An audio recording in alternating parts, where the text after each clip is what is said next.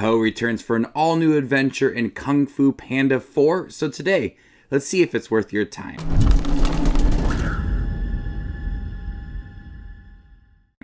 Hey everybody, my name's Justin here. I try to watch everything that hits theaters and on streaming services. If you guys are like me, go ahead and hit that subscribe button down below and click that bell notification for more up-and-coming content. Po must train a new warrior when he's chosen to become the spiritual leader of the Valley of Peace. However, when a powerful shape-shifting sorceress sets her eyes on his staff of wisdom, he suddenly realizes he's going to need some help. I really like the Kung Fu Panda series. It took me years to really appreciate the first two films, and by the time the third one came out, I was really on board with the franchise. The Netflix show as well is also really good. If you haven't seen that Netflix series, it's pretty entertaining. The fourth time around, he now has the task of becoming the spiritual leader and finding a new dragon warrior. We have a new character voiced by Awkwafina who steals a lot of things and is able to help out Po in trying to defeat this shape-shifting chameleon voiced by Viola Davis, and together they team up and realize that she may become the dragon warrior. What I love about the Kung Fu Panda series is each film you feel like there's a chance for Po to grow as a character. He's learning something new about himself. He's learning a new ability. It's always changing. And the fourth film does it as well, but it's not as deep as the previous three films, and the task that he takes on to grow himself is not as developed as those previous films, where he has to become now the spiritual leader. There's very limited moments of him learning what it takes to become that spiritual leader. He has to learn to accept change, trust people, and those are all personal journeys for Po as a character. And each film does have a personal journey for him, but his journey of becoming that spiritual leader, learning to accept change, feels like it's very surface level, not explored to its potential, and doesn't feel as deep as those previous films. And I think partly due to having a lot of Awkwafina's character in here, this little fox that he takes on and trusts and helps out along the way.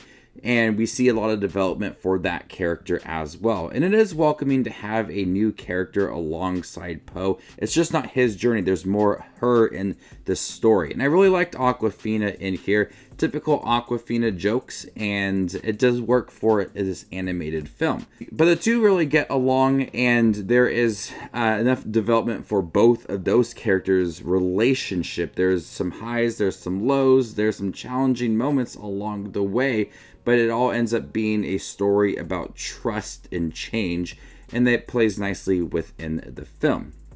I really liked Viola Davis in here as the shape-shifting chameleon, this sorceress who wants all of the spirits of previous villains in the Kung Fu Panda franchise. So she uses Po's staff to be able to gain their abilities. I think the tensions were right for this villain.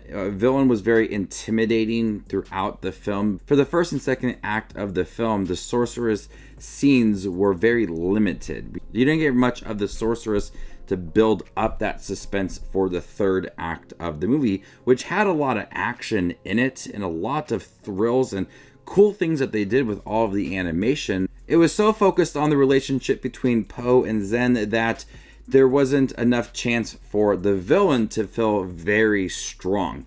Also, we brought back Po's father, the panda father in the film. I love how he accepted the fact that Po had another father in the film, and both of them have a restaurant together. They are often seen together and trying to protect Po. I absolutely love that storyline in Kung Fu Panda 3. It continues within the fourth film, so it's cool to see Bryan Cranston return once again for Po's father. The animation's a lot of fun. There's a lot of action in here, a lot of thrilling moments as the chameleon is quickly changing into these different villains. The quick pace to it all adds for a lot of thrills. Cool things that they do with the animation for the spirit realm and utilizing that chameleon and the village as well. There's some fun action scenes that make it really thrilling to watch. And there's a lot of jokes. There's a lot of jokes that I laughed in here. My daughter laughed at all the jokes of him trying to kick people's butts, but I laughed at a lot of the more adult jokes within here. I think that they catered to both kids and adults within it. I heard a lot of adults laughing in the theater. Kids were laughing as well. Everybody just had a really good time watching it. But for a fourth film, I wanted more development for Po. I wanted that more personal challenge to see him grow, learning what it took to become that spiritual leader and learning to accept change.